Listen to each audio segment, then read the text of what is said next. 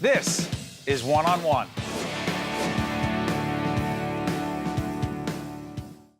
Steve Adubato here at the 163rd New Jersey Education Association Convention in beautiful Atlantic City at Convention Hall. It's my honor and pleasure to introduce Mr. Mark Weber, music educator in Warren Township, and he's a blogger known as the Jersey Jazzman. How you doing? I'm doing great, thank you. Where'd you get that moniker? I'm a jazz musician. That's my training. I played for years and then started taking on students and decided I love teaching kids, and I've got the best job in the world. I teach something I love and I teach to kids. It's the perfect job. So here's the thing, and by the way, people can check out your website. We'll put it up there because you talk about a lot of interesting issues. You believe that educators need to be more engaged in conversation, public conversation about important issues like charter schools, school funding, pensions, teacher evaluations, because? Because we're the experts.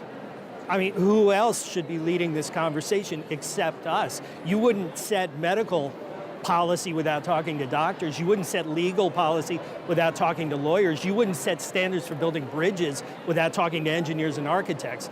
But over and over again, Steve, we've been left out of the conversation.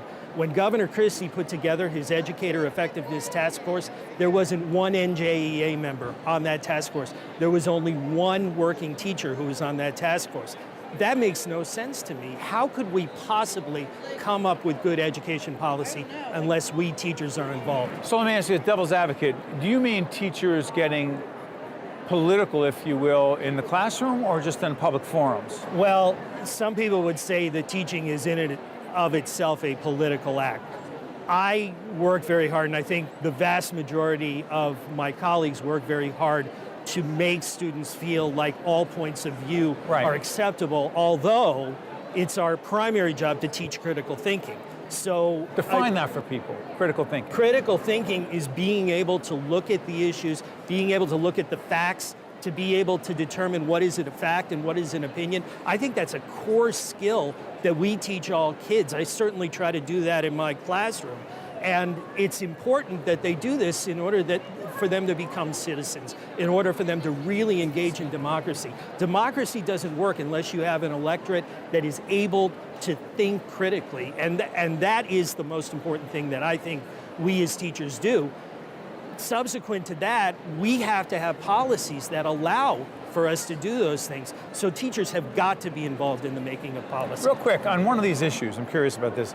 By the way, for those of us who have kids in public schools, we want to make sure that all those kids have an opportunity to express their point of view. Teachers express their views sometimes in front of students, or no? Well, yeah, sure, but again, it has to be done in a climate of respect. And safe for the students to express their point of view, right? I'll tell you what, Steve, this is the big thing that concerns me about what happened on Tuesday. Okay, by the way, we should make it clear, Tuesday is not just any Tuesday. We're taping this a few days after a historic and significant presidential election where there is a new president-elect as we do this program, Donald Trump. Why is that so significant? And by the way, how would you even talk about that in a classroom? Well, we're already having lots of conversations about that. Students have to feel safe. That has to be the number one thing for students. And right now, I wish President-elect Trump the best. I sincerely wish him the best. Because that's the best for the country. Absolutely. But this campaign was extraordinarily ugly. I don't think I've seen a campaign this ugly in my lifetime. And there are some very dark forces that have been riled up, and there is some language and some action out there that is unacceptable, and it is going to put our students in fear, make them feel unsafe. We cannot allow that. Our students have to feel safe. If a child shows up to school and she's wearing a hijab, she has got to feel safe. If a boy walks to school in a hoodie and he walks through a neighborhood where people don't look like he looks, he has to feel safe. If a child doesn't conform to our society's expectations about gender, that child still has to feel safe. That's our job as teachers. Now, some people might say that's a political act. I don't... You don't see that. You know what? Maybe I do, but I don't care because the safety of our children takes precedence over everything else. And play devil's advocate. If a student were to argue that they believe that the president-elect had policies that they agreed with, that student had to feel safe. Of course. No, we're here to teach kids how to be citizens. We're here to teach them how to discuss. That's critical thinking.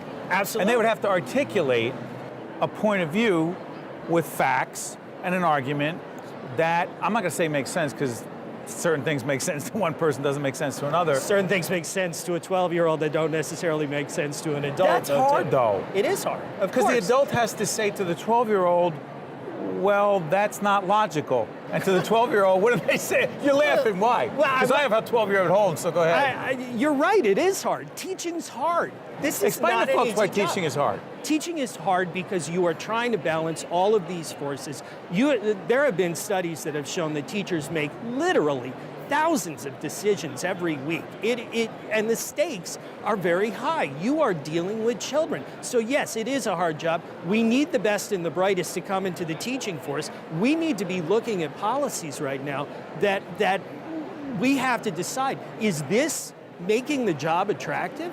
You know, and then we get into a whole bunch of things. Is taking away our pensions making this job attractive? Is talking about how we're getting paid too much making this job attractive? Is cutting our benefits making this job attractive? This is a hard job. That's why testing matters, and I think standardized testing. Testing is... How's that been for you? In all candor, forget about the public policy argument. Get it down to a more granular level. Sure. The standardized testing of students, the degree of which it is done, how it is implemented, what is it really like for a teacher?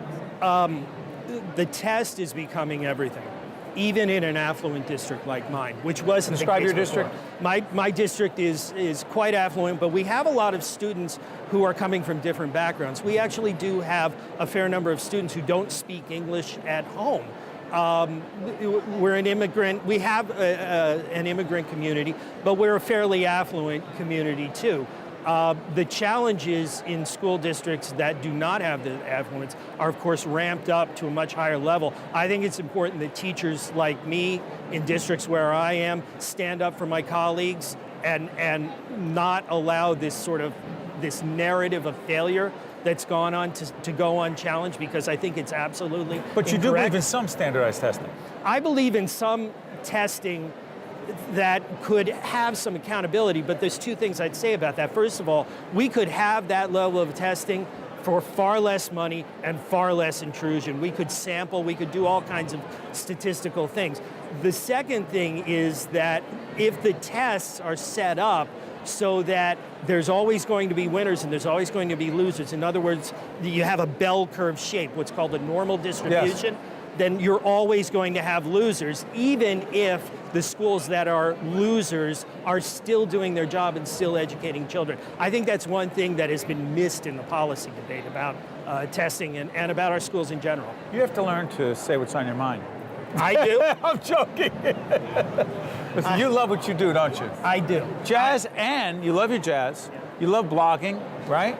Yeah, well, it depends on whether my wife is you need to get up and go mow the lawn. Yes, but you also love your teaching. I do. Tell everyone where you teach. I teach at Mount Horeb School in Warren, New Jersey, and to all my students out there, I love you. Be safe and listen in class, okay? And when it's said right into the camera, it means even more. Mark Weber is a music educator and Warren Township blogger, known as the Jersey Jazzman. Mark, thank you so much for joining us. We appreciate it. I appreciate All the best. it. Thank you.